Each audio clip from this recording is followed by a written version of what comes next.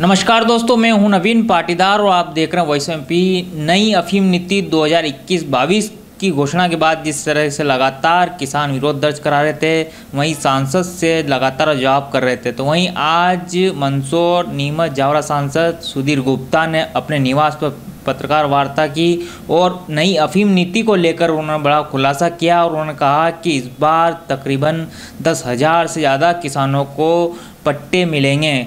इस पूरे मामले पर पत्रकार वार्ता में उन्होंने एक बड़ी बात कही, जिस तरीके से लगातार किसान जो एक इसमें पॉइंट था, इस अधिसूचना खंड 3(7) के अधीन निम्न विभिन्न अफीम पोस्त के उत्पादक के लिए अफीम पोस्त की खेती करने के लिए लाइसेंस के लिए पात्र होंगे, जिसमें लाइसेंसिंग के माध्यम से कोई रस नहीं निकाला गया। इस पॉइंट को लेकर लगातार किसान भ्रमित थे और लगातार एक दूसरे को फ़ोन लगाकर पूछ रहे थे कि इस पॉइंट का मतलब क्या है, क्या किसानों को 3.7 से नीचे उनको ही पट्टा मिलेगा।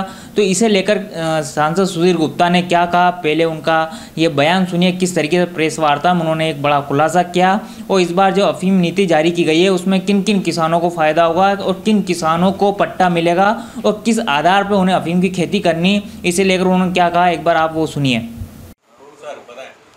इस अफीम नीति में पहली बार बहुत स्पष्टता है। पिछली बार 4.2 MQI पर लाइसेंस जारी किए थे, इस बार भी 4.2 पर किए हैं, मगर 4.2 से नीचे 3.7 जिन लोगों का मार्फिन एवरेज आया है, ऐसे किसान भाइयों को 5 आरी अफीम की खेती करने का अधिकार दिया है।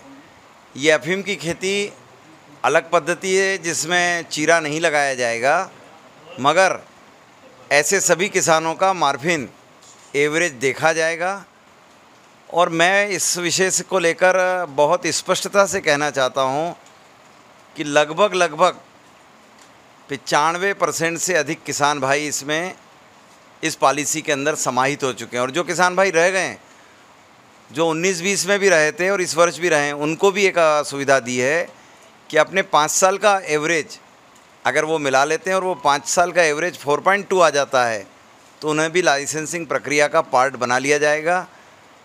पिछले वर्ष के किसानों को जोड़ना और इस वर्ष के किसानों को जोड़ने से मैं समझता हूँ कि CPS पद्धति में लगभग 8 से 10 हज़ार किसान भाई अपने लाइसेंस को बचा पाएंगे, आगे बढ़ा पाएंगे। और इसीलिए प्रसन्नता है सबके इसमें कि पिछले साल की तुलना में इस बार 10 आरी के पट्टे भी ज़्यादा मिले हैं। और किसान भाई जो पिछली बार 4.2 से नीचे के लोग खेती नहीं कर पा रहे थे, ऐसे किसान भाई भी 3.7 से आकर जुड़ जाएंगे। और 19-20 और 20-21 के किसान अपने 5 सालाना एवरेज को मिलाएंगे, तो जिनका 3.7 से कम भी आया है और अगर उनका 5 सालाना एवरेज बैठता है, तो ऐसे किसान भी खेती के लिए पात्र होंगे। NDPS एक्ट में जो लोग 31 जुलाई तक दोषमुक्त हो गए, बरी हो गए, ऐसे किसान भाई भी लाइसेंस के पार्ट बन पाएंगे।